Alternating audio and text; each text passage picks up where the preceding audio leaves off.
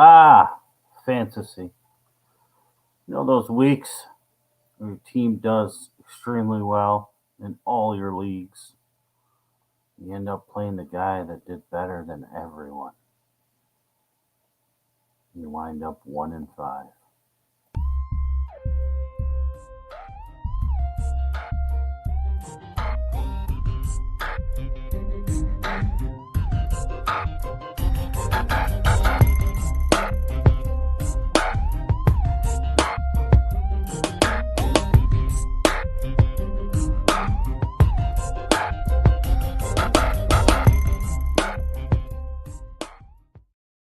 What's up, everybody? This is week 7, halftime adjustments, answers with guests. Your fantasy football's inside scoop from outside the box. I'm a little under the weather. As I basically said in the intro there, my team's killed it this week, but I wound up 1-5. 1-1 matchup. It's going against in the ABG League, the undefeated team. Outscored everyone except for him. That's just kind of how fantasy goes. That's why I point out, a lot of the times, people, you could be sitting there with a 1-5 record, 2-4, feeling bad about yourself. But if your team's putting up points and you just happen to be playing against a team that blows up, I did it 5 times this week. And to be honest, the one game I won, I was the top scorer in the league, and I ended up playing against the second highest scorer, and he almost came all the way back and beat me. I was going to cry. I ended up winning by 5 points, holding out. And it's a good thing that Denver didn't kick a field goal in overtime, because then I would have lost. Remember to like and follow us on Facebook, YouTube, TikTok, Twitter, and Patreon. Use those hashtags, answered by guests, hashtag ABGFS. I always say that, FF, Fantasy Football's Inside Scoop from outside the box. Let's get into this. We got a little bit to go over. We got a few questions. Nailed Brees. We had a good week. We had a really good week.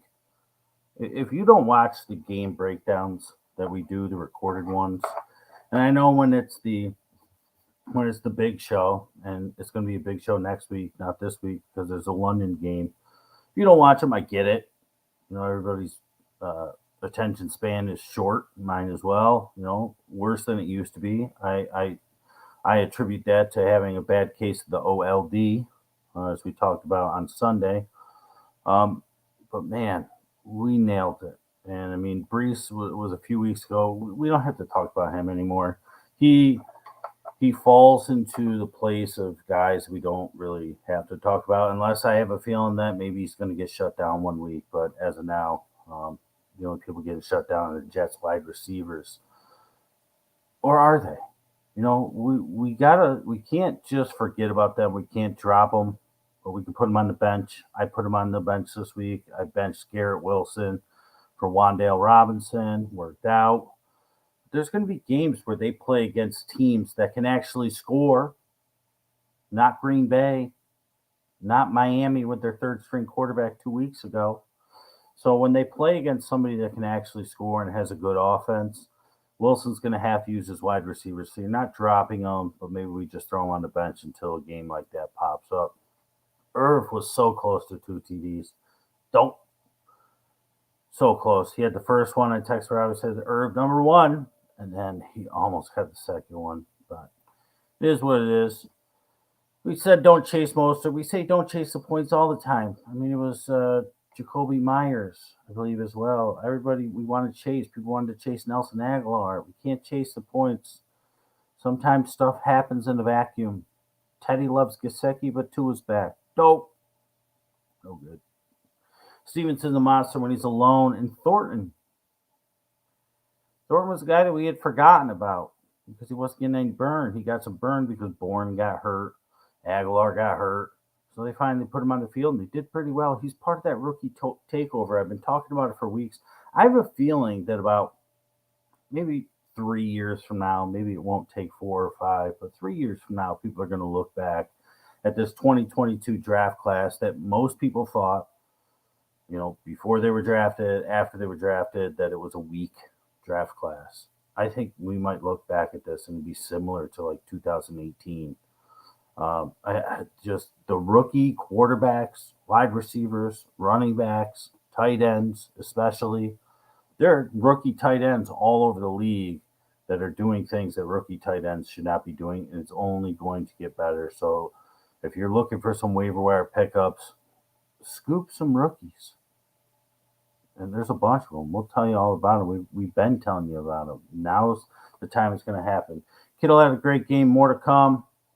I was having a discussion in PMs with Frank Ross. He's a Patreon supporter. So we PM and talk about his roster and whatnot. And I found out that Kittle was on the waiver wire. I didn't know that. We would have scooped him last week. It'll continue. And we called Ayuk as well. Claypool's going to be traded, it seems, as predicted. And we loved Godwin last week. But that doesn't mean that we chase after these two guys. That's the thing. Like I was talking about this was, Godwin, you can't chase him. Claypool's probably on the waiver wire. But if you're going to scoop up Claypool and hoping you get what you got last week, might not work in your favor. We love Chase and Juwan Johnson. Remember his name from last year? We talked about him a few times this year, but Adam Troutman's out. He's going to get an upgrade, a little bit of a bump. We're going to add ATL to the Miami and Baltimore running back mess. And San Francisco's on its way soon. Jeff Wilson stunk it up. TDP was active but didn't do anything. Elijah Mitchell's coming back in 2 weeks. It's going to be a mess there. Jacksonville, Indy, high scoring. As we said, ETN still looking for his first TD. Pittman is greater than Pierce. A lot of people are saying Pierce is the new one. I said Pittman is the one. People are trading away Pittman for peanuts. I told you it was the wrong idea. Next week, Pierce could score Pittman. It doesn't matter. Pittman's the one. Pierce is the two. It's just the way it is. Pierce is valuable. Arizona's worse than Denver. They're terrible. I want nothing to do with them. However, on Thursday, D-Hop coming back will make a difference. If they stink with D-Hop there, I don't care that Hollywood's out. It's probably good for them. I know that he's like a top 5 wide receiver this year as far as fantasy points are concerned, which most people probably don't even realize. He's like top 5. It's ridiculous. He can't catch the ball. He runs bad routes. He's injured. I think it'll help this team. I think they'll go with Rondale. They got Robbie Anderson. He has one play, streak down the field. So Thursday is going to be big. If D-Hop can't help him, we'll give him 2 weeks. We'll say this week is rust shaking it off. They're going against New Orleans. They should be able to do something. But Arizona they're just terrible. And just what a disappointing game that was. So many people, including yours truly, thought it would be high scoring. It was absolutely putrid. Kenneth Walker looked good, had 2 good runs, and the rest of it was junk. 2 good runs, first drive of the game. The rest of the game, junk. This guy wasn't. Allen Robinson has a pulse. I picked him up in 2 leagues last week. Had to play him in one. I only picked him up because Olave I was worried about. Didn't matter. As I said, I was playing against the best team in the league, and I outscored everybody except for him. I love Juju on the carousel this week. We were on fire. But here's the thing. If you benched Juju last week, even though we said Juju was going to be the one last week, it's probably not going to be him this week. It'll probably be Hardman. It's just, it's a carousel. That's why we don't want any part of it. Here's our one bad call, Noah Brown. I didn't say to play him, but I thought he would show up, and 1 for 10 is not showing up. Questions from the group. First off, we have Keith. Would you drop Hollywood for Jameson Williams? I don't even need to know who you have. My answer would be yes. He's going to be out for an extended period of time. I don't know when Jameson comes back. I don't know if he's back week 8, week 9. I'm not sure. Was there word on it today? But if you want to pick up and stash him, I think you can because you have Waddle, Ayuk, and Lamb. And I as of now, I kind of like Ayuk next week as well. They're playing against KC. So I think you're fine with those 3. You have to be fine with them anyways because you can't use Hollywood. Am I panicking? You're also trying to trade Dak. I don't think you're panicking. I'm guessing based on your other question, Keith, right here, would you trade Daniel Jones and Stevenson for Pickett and Sutton? It seems like you feel like you need a wide receiver more than I think you need a wide receiver. I mean, there's probably somebody on the waiver wire that you could put like this week. Like, let's just say Waddle stubs his toe or Ayuk runs into the refrigerator, and you have to put somebody in. It's not going to be Jameson Williams. He's a complete stash. He's not playing this week, as far as I know. Um, there's probably somebody out there you could grab. This trade right here, I don't like giving up a running back, especially one that's killing it. And it's going to kill it for a few weeks because Harris is still going to be out. He's a monster when he's alone. For Sutton in an offense that's dysfunctional. And honestly, at this point in time, I'd rather have Daniel Jones, especially this week, over Pickett because Pickett is banged up. He might not even play this week, like Trubisky. So I would not make this trade. I would hold on to your guys, ride Stevenson out until Harris gets back. And as soon as we know Harris is coming back, Stevenson will string together 3, 4, 5 big games. That's when you trade him. You could probably get someone better than Sutton in a functional offense. Frank, my man Frank Ross asked the question, is there still upside for Akers? I think a lot of us know the answer to this. Yeah, because he's going to get traded. Where's he going to go? If he goes to Baltimore, we're screwed. If he goes to Miami would be a good spot for him because I think Cam Akers is better than every running back they have there. Hopefully he doesn't go to San Francisco. That would be worse. It's tough to find a spot, but there is upside. You know, if you're worried about the upside and you don't even want to have him on your team, what you do is you wait for him to get traded. As soon as he's traded, there's going to be tons of hype about him. Oh, Akers on this team, blah, blah, blah. Then you trade him because his value's at a high. I would just hold on to him. It's RB depth at worst. He's talented. The Rams' offensive line is terrible. He's in a timeshare. They're not being very creative. They can't protect Stafford. So I think, he's got value. Let's see if he lands somewhere good. You're not dropping him, obviously. Frank wants to know how's my lineup. He's got Carr, CEH, ETN. So far, so good this week. Tyreek, Judy, Taysom, Stevenson, the Pats, and McPherson. On his bench is Akers, Ayuk, Rashad White, Algier, McLaurin, Pickens. I'm going to take out Judy, and I'm going to put Ayuk in because they're going against Kansas City. And I think you could throw on Kansas City. And I think you'll probably have to throw on Kansas City. And I would actually probably even play McLaurin over Judy at this point. Denver, they looked good for a quarter. They scored 10 points. And then they just reverted back to 2022 Denver. He had the one big play, and then it was a big play to the rookie tight end, and then nothing. So I'm playing Ayuk over Judy, Frank.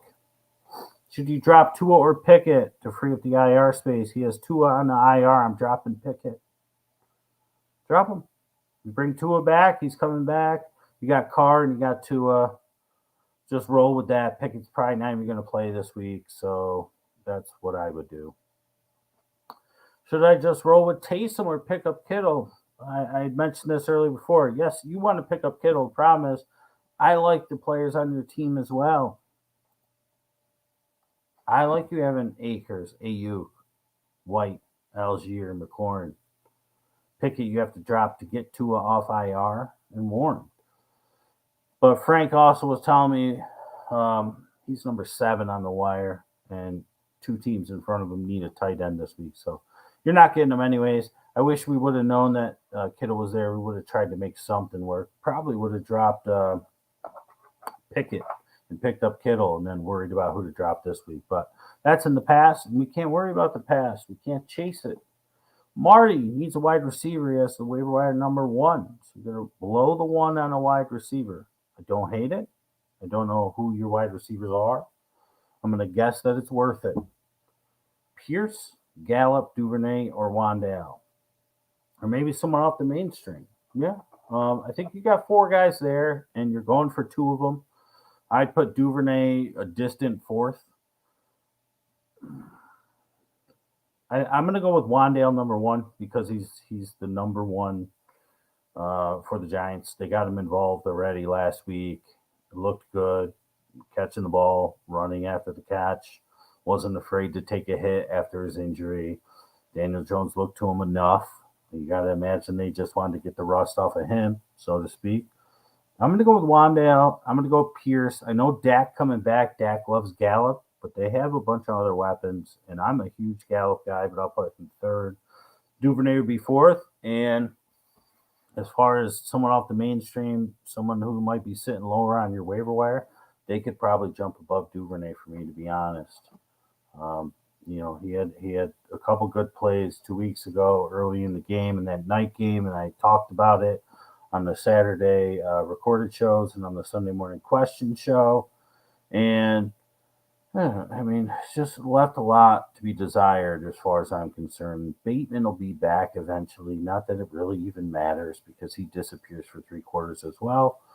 But Wandale, Pierce, Gallup, Duvernay would be my order. All right, so now we have your questions live. Let's go up to the comments and see what's going on. Yeah, Elijah Moore's done nothing. And a lot of that has to do with what I said. And I'd imagine, Brandon, that you were here in the intro when I was doing the rundown. A lot of that has to do with Zach Wilson. He hasn't been throwing to his wide receivers. He hasn't had to throw to his wide receivers. It's a lot different than when Flacco was the quarterback early in the season. Breece Hall was not the Breece Hall we have now. They were warming him into it. We saw that coming after week 1 when it was largely Michael Carter. Week 2, a little more Breece. Week 3, and I said, now's the takeover. And sure enough, since then, it's been full-fledged. And right around that time, when he took over, Zach Wilson comes back, and they're playing against teams that can't move the damn ball. If you're playing against a team that can't move the ball and your defense is playing it the way that they are, you're just going to keep tossing it to your running backs, handing it off to your running backs. Elijah Moore, Corey Davis did a little something this week. Garrett Wilson, you don't even need them. But they will be playing teams. Haven't looked at their schedule, but I'm sure there's at least 1 or 2. They'll be playing teams that are not dysfunctional on offense, and it's going to force Zach Wilson to throw the ball to his wide receivers. So you got Elijah Moore, Brandon. I got Garrett Wilson. I'm sure some people got both of them and or Corey Davis. You bench them. You don't drop them. You bench them. Unless there's something much better there. Anybody who's been with us for 6 seasons knows you could drop anybody. The question is always who you're picking up. If you're picking up somebody more valuable than any of those guys now or even in the future, you go ahead. But I'm just going to bench my Jets wide receivers, and I'm just going to wait for a game. I don't know if they play them, but a game against like the Chiefs, somebody that can move the ball on offense, the Bills, they will play the Bills. They're going to need their wide receivers. That's okay. Better late than never. Pittman and Jacobs for Kupp. I don't hate it.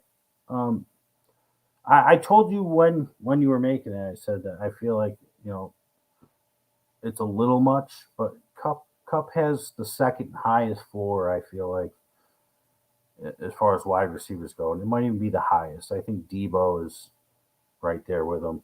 So, Kupp could be one, Debo's two. And Pittman's going to have down weeks. And Jacobs, you were selling high on Jacobs, and I think that was a marvelous move because Jacobs has injury history.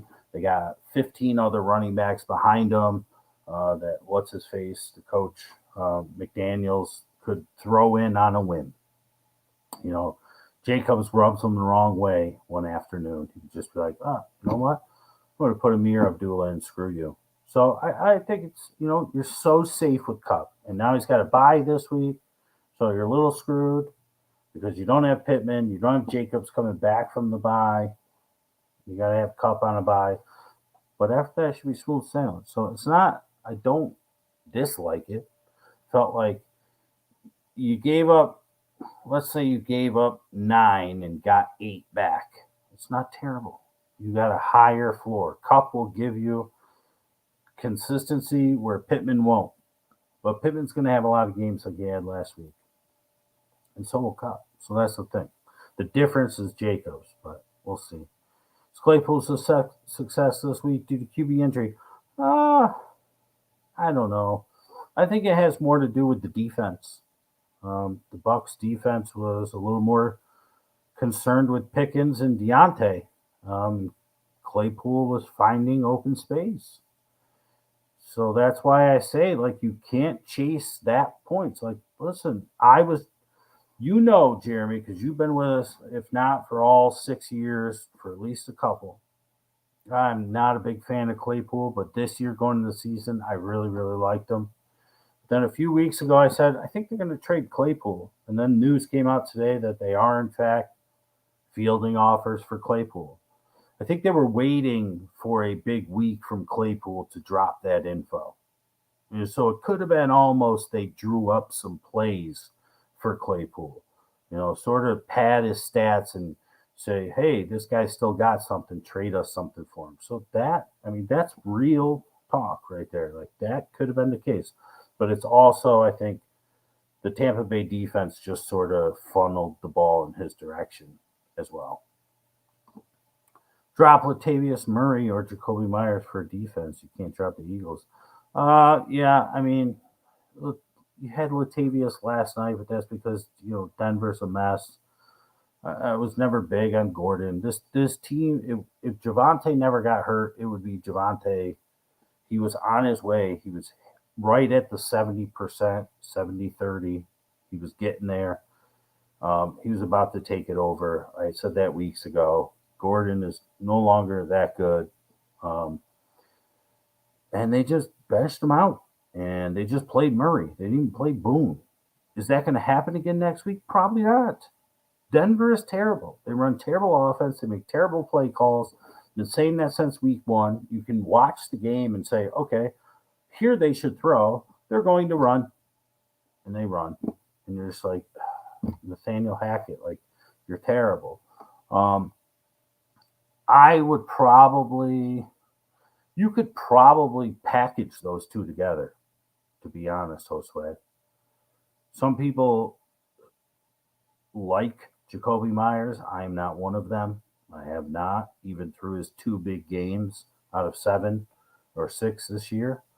I would say after Murray's game last night, you could probably put Murray and Jacoby together and get yourself a wide receiver 2-3 or a running back 2-3 and open up a bench spot and pick up a defense with that. That's what I would try first, Josue. And then worst comes to worst, I'd look at my running backs if nobody wants to trade, and I'd say, how many running backs do I have? If I got 5 running backs and Murray is the 5th one, probably get rid of him. If I got 6 wide receivers and Jacoby's the 5th one or 6th one, but if I only have 3 or 4 wide receivers, I might as well just hold on to Jacoby if it comes down to it. If I only got 3 or 4 running backs, I might as well hold on. So look at your roster, see what you got. I would package them up and try and trade for some. And it doesn't even have to be anything good, just something you like. Something so that you could free up a roster spot, get somebody better than Myers, get somebody better than Murray, 2 for 1. Good streaming defense this week. I don't know if it's a fluke. They're good. We've been saying they're good. We've been saying they're better than we think. The Jags are a good one this week. I would imagine the Patriots are owned. The Jets are fine. Who's playing Washington this week? Is that Green Bay? Green Bay's probably owned. Let me look here real quick for you. But like the Jets, a lot of that was inflated. So we'll just say that. The Titans at home against the Colts, probably not that good. I think the Jags, if the Jags are available, somebody probably scooped them up by now. But the Jags, maybe even the Bengals at home against the Falcons, not a bad one. They play a lot better at home. Falcons offense leaves a lot to be desired. I don't think I would want to test the Jets against Denver in Denver. The thing is, this game will probably be 16-13. So Jets as a defense will do all right. I want, when I'm playing the defense, I want the maximum amount of opportunities to get interceptions and fumbles. And I just feel like, as bad as Russell Wilson's been, they play such small, short football that they don't leave too many opportunities out there for turnovers. I'd rather have somebody who um, has a little bit more of an open offense to play against, so I have a chance for those turnovers. Jets are fine, but I'd rather go with Cincy, I would say, over the Jets. Patriots had some good weeks defensively. I like them for next several. That's right. And they only get better as they go. We've said that for weeks. Patriots every single year have a defense that isn't supposed to be good, and they get better as the season goes on. Want to pick Tua back up, it'll require me to drop someone. My drop's McKissick. I mean, we'll see how he does with Taylor Heineke, but he would be my drop at this because I don't like him. Taysom Hill isn't a starter or Hawk. I'm fine starting Taysom. I said this 2 weeks ago when I started him. I've been starting him since week 2 because if I get 5 points, some people will think it was a bust. That's good for a tight end. It's fine. It gets me through. Hawk. Are they playing against Dallas? I don't know. I'm on Ross St. Brown's coming back. Swift's coming back. Hawk had his big game, before the bye against Seattle? The worst defense in football that somehow even Arizona couldn't score on. I would just keep going with Taysom Hill. See, what you're doing here, Jeremy, is you're looking at last week and Taysom didn't do too much. And you're like, oh, Hawk's coming back. Taysom didn't do much. You're going to put Hawkinson in, and then you're going to be like, Taysom's going to have a huge game on Thursday night. And you're going to be like, man, I should have kept him in. Go with your gut. I'm just going to keep riding with Taysom Hill. Just going to keep riding with him until Winston comes back, which I don't think he will. I'm just going to keep doing that. Because the baseline is a few points, but guess what? That's what it is for most tight ends most weeks, even the best ones sometimes. You're offered CMC and Gabe Davis, Taylor, and Waddle. Oh, you did turn it down. Yeah, I remember seeing that. Yeah, I say I didn't hate it, but it's, it is what it is. It's very lateral to me. I don't know. It depends on your running backs. Should you trade Kenneth Walker for Keenan Allen? Allen will probably come back if it's not week 8. He's going to be valuable. I seem to think him not being there is part of the reason that Herbert's been struggling. And he's got great weapons. But Keenan Allen is such a difference maker for him and everybody else. I mean, last night, Surtain shut down Mike Williams. There would have been Surtain on probably Keenan Allen. And Mike Williams would have had a game. And if it wasn't, and Surtain stayed on Mike Williams, Keenan Allen would have had a good game. DeAndre Carter's good. Josh Palmer's good, but they eat into each other. Neither one of them can really get going. And it stinks for Gerald Everett owners because now Donald Parham's back, and they're going to eat into each other. I would not trade Kenneth Walker for Keenan Allen unless I was in dire need of a wide receiver 2 weeks from now. And I would need to have at least 3 or 4 other solid running backs. To me, a running back, especially as the season gets going, is much more valuable. And nobody is taking his job in Seattle. Nobody. DJ Dale's not taking his job. Homer's not taking his job. Nobody's taking his job. It's his. I would keep Kenneth Walker unless I had 2 studs and 2 very solid RB3-4, and he was my 5th guy that I picked up, and my wide receivers are all wide receiver twos, then maybe I'd do it. If you want to type in your roster, you take a look and we go from there. But in a vacuum, I would not trade Kenneth Walker for Keenan Allen just because Keenan Allen could come back next week, 2 weeks, 3 weeks. It could be after the bye. Could not be.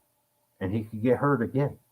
And you gave up a starting running back with nobody nipping at his heels. Raiders and Texans, what? Defense? Yeah, so go with the Jets. I mean, you feel it in your gut, Jeremy. It's what we always say. Braden told you in the chat the other day. You got to go with your gut. You have to. So if you like the Jets as the fun, sexy, flashy defensive play this week, go for it. Why not? I mean, I never really go through them because here's the thing.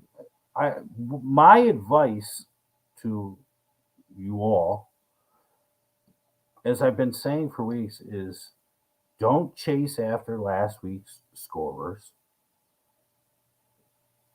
Some people do it. Every single league I'm in, Jakobi Meyers has a good game. Number one waiver is spent on Jakobi Meyers. Are you kidding?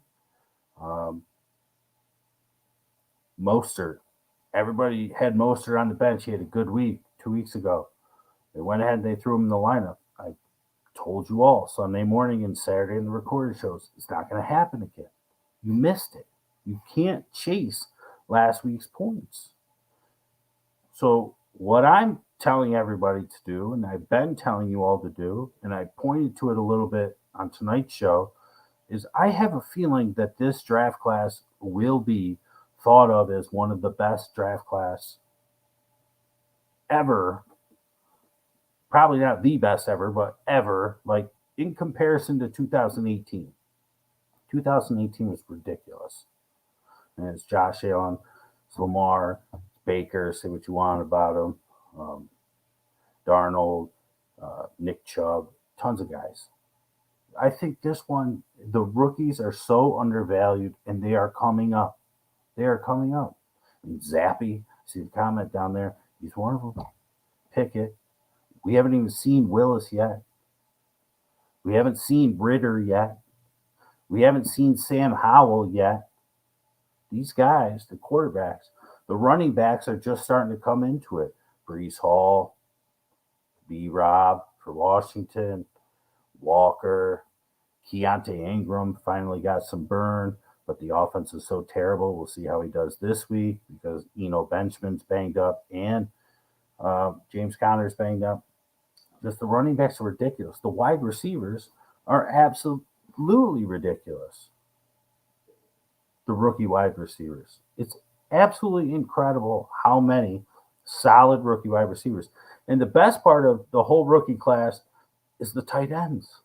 The tight end rookies, just do yourself a favor and look up the rookie tight ends. Look at the positions they're in. Look at the team they're on. Like it's going to be incredible. So like if you're in a dynasty league and somebody hasn't scooped these guys up, so a lot of people have, or even in a redraft, I'm not looking at who did well last week. I'm looking for guys nobody knows about. I mean, that's what we are. Look at the bottom ticker. It's the inside scoop from outside the box. That's what we do. I would be looking at that this week for my waiver. And specifically, and I actually had this thought, and I got a couple people who are in leagues with me, but I had this thought earlier. I'm sitting there on the couch. My kids are watching Bluey or whatever on TV. I'm looking through my phone. I'm looking at that Yahoo app, and I'm like, I'm not even going to mess with waivers this week. I'm going to let everybody else make waiver picks. I'm just going to see who they drop. I'm going to see who I can scoop for free. And I'm going to move my way up that waiver wire chart because it's week 7. Pretty soon it's going to be 8, 9, 10. And I just want to get my way closer to the top because there's going to be somebody that pops in about 4 or 5 weeks. It's going to bring home the championship. So my advice for waiver wire picks this week, nobody's going to do it. Not everybody should. Everybody's waiver wire is different. Every league size is different. the strategies have to be different. So we can't speak. I keep using this term in a vacuum, in a funnel. We can't just speak with a general, paint it with a general brush. My strategy this week, personally, in all 6 leagues I'm in, I'm just going to let the waivers roll. I'm going to see what gets dumped because I think some people, because of buys, are going to overreact. Because of underperformances the past week or two, are going to overreact. And they're going to drop somebody they shouldn't. And then I'm going to be there to pluck them. And I'm going to look, and I'm going to find a rookie that I think is going to emerge because I think they all are starting to. They're popping up. Thornton popping up. Pickens popped up a couple weeks ago. They're popping. And I'm going to grab them, and I'm going to bench them and stash them. That's my strategy. So this was a question about trading Kenneth Walker. Kenneth Walker for Keenan Allen. All right, so you have Derrick Henry, Eckler. Yeah, see, I want to do it. I don't even have to read the wide receivers.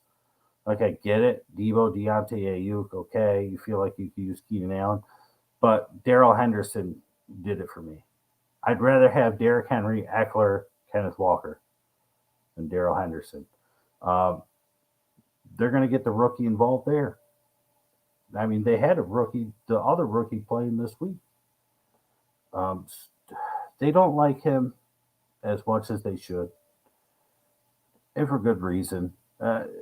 Him is my third running back. I know that Derrick Henry already had his bye. You got Eckler having a bye. I want to do it. I'd rather have Walker as my RB3 there. Did I pronounce that right? I hope I did. I'd keep it because you're fine with Debo, Deontay, and Ayuk. And you can pick up wide receivers a little bit easier than a running back that's going to make a difference. He's an RB1 on his team. No one's taking his job. He had a good first game. 2 good runs. Not much after that. But he'll get better. So I would hold on to Kenneth Walker. Now, if you could trade Henderson and get yourself a semi-solid wide receiver 3 to bolster your wide receiver core, I'd be okay with that. Zappe continues to play as Thornton worth a pickup. I think, Rob, you might not have been here for it, but I think Thornton had a lot to do with Aguilar getting hurt, Bourne getting hurt. But they're also saying that Aguilar and Bourne might get traded. So if they get traded, that bumps Thornton in. Is he worth a pickup? Yes, because I just pointed out the only people I'm really looking at right now. I mean, we know the names, right? It's week 7. We know the names. We know who they are. What the coach said, they are who we thought they were. A lot of the veterans, you know what you're getting. You're going to pick up a guy that's been a journeyman for a few teams that popped off last week, Latavius Murray?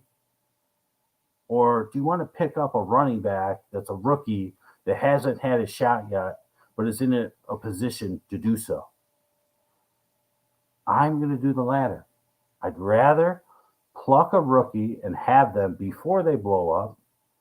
This is it. It's the inside scoop from outside the box. It's you go on anything, they're going to be saying, oh, this week's top waiver wire ads, Latavius Murray, you got to pick him up. He had this, that, and this. Kenyon Drake, this, that, and this. No, not that. That's not it. That's not going to win you championship. I like Kenyon Drake probably more than most people, but he's not the one. Neither is Latavius Murray. Find somebody out there or just sit and wait because people will go and pick those guys up. And guess what? They're going to drop somebody who sucked last week because they're mad at them. They take it personal. And that's when you just go, oh, you dropped him? Okay, I'll take him. So that's what I would do. Thanks. Yes, it was a good question. Thornton's worth a pickup. Pick him up. Your thoughts on Jets D? You asking Rob? Because you already asked me. I might be asking you, Rob. Rob, you should just join the show, man. Yeah. Yeah, exactly. I don't even know what PFF stands for. Pro Fantasy Football, Pro Fantasy Focus. I don't know. Exactly. This is the thing. And if anybody is watching this show, Humza, I don't know if I'm pronouncing it right, if I'm butchering it, you could virtually punch me. I'm sorry. But I don't remember you from being on here any other times. I'm so glad you joined us from YouTube. Thank you very much. But there are some people who are watching us for the first time. Most of the people watching us are doing it for this very reason. And Frank Ross pointed that out in a PM. He said, it's so funny listening to these professionals telling me to pick up guys that you told me about weeks ago. And there's Rob basically saying the same exact thing. And it's the truth. It's the truth. But it is what it is. We will be the unrecognized, the little guys, the men in the basement, the boys in the basement. But you're here. So use that to your advantage. The names that we are giving you are the names that other people will know about in a couple weeks. And it's been that way for 6 damn seasons.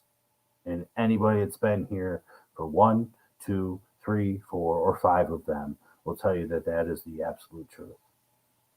So when I get asked the question of waiver wire pickups, my waiver wire pickups, they don't exist in the world of fantasy football advice.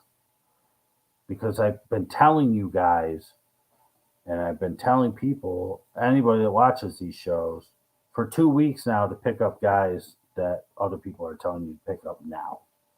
So I got no advice to you other than look ahead.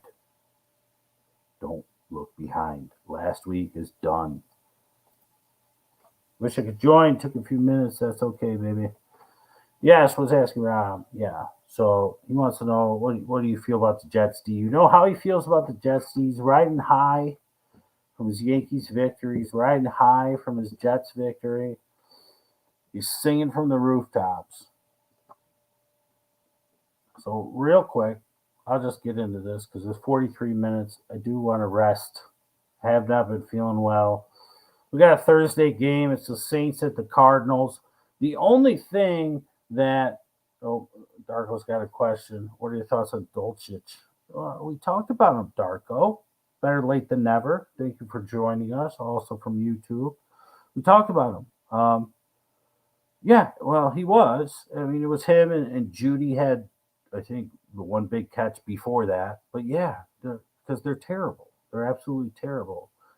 But Arizona's worse than them somehow. But I talked about Dulcich 2 weeks ago. It might have been one of the big shows. I was rattling off. It was a show with Rob, so it was either recorded shows or it was the big show or the Sunday morning show. And I was rattling off all the rookie tight ends and how I felt like they were going to start to make an impact really soon. And Dulcich was right on that list. And I like him. I like him a lot. Came out of UCLA, I think. His hair's grown a little bit since then. So that adds to it for sure. Yeah, I like him. And him being drafted by Denver was one of the reasons that I was not super high on Albert O, like so many others were. And we said in the preseason show, I don't like Albert O. And I caught a little bit of flack. I can't remember if you were one of the ones, Darko, but we had a lot of participation in that show. I was like, I don't like Albert O. It's like Albert O was good because Drew Lock was there. And it was his buddy from college. And now he's gone. And it's Dulcich. He's going to be the number one. So, yeah, I like him. And there's just the rookie tight ends this year it's the best crop I've seen. Darko, you're obviously just joining us, and I've been talking about it now for 2 or 3 weeks. And now I've said it 2 or 3 times. I think this rookie class is going to be one of the best ever. I think it'll be better than 2018. 3 years from now, people will look back, the quarterbacks, the running backs, the wide receivers, and the tight ends. Like, we're going to be drafting these guys, and they're going to be like, oh my God, 2022 was absolutely insane, the amount of talent that was in that draft. And a lot of people, when the 2022 draft was happening, before and after, were like, it's not too much talent here. I disagree. I mean, and they're all starting to come to the surface right now. So that's why those are the guys that I'm advising people to go after. So we got a Thursday game. Saints at Arizona. Olave will be back, so he's a play. I'm not touching Michael Thomas with a 10-foot pole. Told you all to trade him away weeks ago before he got hurt. He only plays with Jameis Winston. It's you look at all the games he's played over the past 2 or 3 years. It's Jameis Winston, or I'm not playing. Wouldn't play with Drew Brees. Wouldn't play with Andy Dalton. Wouldn't play with Simeon. Only with Jameis Winston. Jameis Winston's out. Okay, I'm hurt. So no, I don't want him, even if he decides to buck that trend. Kamara, you got to play him because Dalton, Taysom Hill, keep rolling with them because you're at least going to get 5 points, and it's 5 points from your tight end. If you get less than 5, oh well, but you have a chance to get 20. So keep doing it. Arizona, the offense, they are worse than Denver. It's absolutely ridiculous how terrible they are. Cliff Kingsbury. But D-Hop's coming back. And shaking the rust off is real. But if I'm in a pinch because of buys and injuries, I wouldn't mind putting D-Hop in my lineup. Probably will get 8 to 10 targets easily in this one. So if you're in a PPR league, I think you could probably get 15 points just on catches and yards alone. You got to imagine he's itching to get out there. The only thing I worry about, he's taking the PEDs, and we've seen people come back from the PEDs, and they're like little skinny minis, and they get hurt easily, and they can't take it. So Rondale Moore is fine to go. There's no Hollywood. You're not touching. Robbie Anderson, even if he plays. Keontae Ingram was our guesstimator. Got a little bit of burn last week. The whole offense did nothing, but Eno's banged up. Connor's banged up. Would not surprise me if he gets a good amount of burn in this one. Somehow, I think Arizona's going to win 20-17. You get a little scoring from each of the guys I mentioned.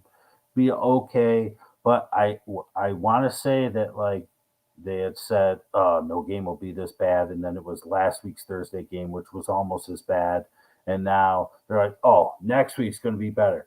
We got the Saints and the Cardinals. Have you seen the Cardinals play football this year?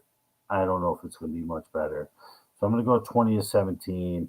I think that the big guys, the Olave, the D-Hop, you get a little something from Moore, a little something from Taysom Hill, and the running backs. I wouldn't play Keontae Ingram, but he's probably going to be the starter this week.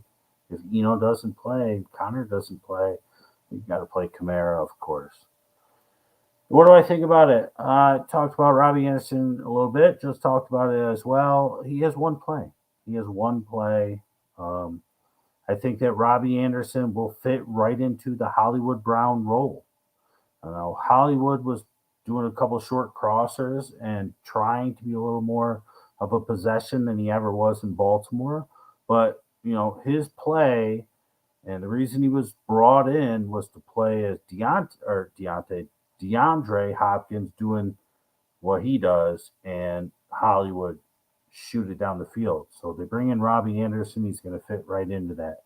He's going to sprint down the field, and Kyler Murray's going to chuck the ball up, and it'll probably connect once or twice before the year is over. But I'm not buying into it. I mean, the one thing that he has going for him, Darko, and if anybody else is still watching, is that Hopkins is coming back when he joins the team. Hopkins is either going to change this offense for the better significantly, or the offense just cannot be saved. And we saw it last year. Rob and I in the ABG League, we had Kyler Murray, DeAndre Hopkins as our starting double BB banger. And once Murray got hurt and once Hopkins went down, our team fell apart. Those two together is a special thing. So hopefully we see it Thursday night. Hopefully he stays healthy, and hopefully it helps the rest of this team. Because if not, I can't watch any more Cardinals games. It's that bad. And Ertz been playing well, but he's gonna lose his starting job before too long because they also have the rookie tight end, Mr. McBride. And I'm telling you, these rookies are coming for jobs. They're hungry, and so am I. I'm gonna need a little something. I'm gonna lay down. We'll record the Saturday shows and have them posted to the group, and we'll be live Sunday morning for your questions. Have a good night. Be well, everybody. Thank you for joining me. This was Answers with Guests, Week 7, Halftime Adjustments. See ya.